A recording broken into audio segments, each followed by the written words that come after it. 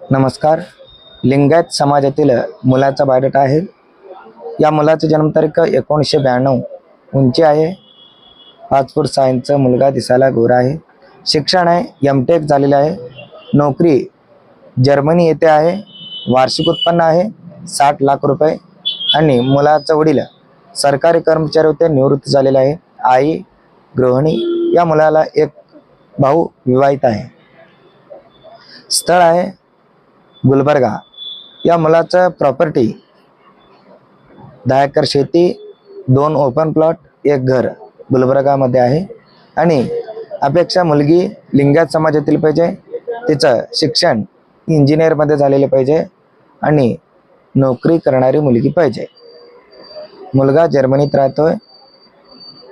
60 लाख रुपये पॅकेज आहे वार्षिक उत्पन्न.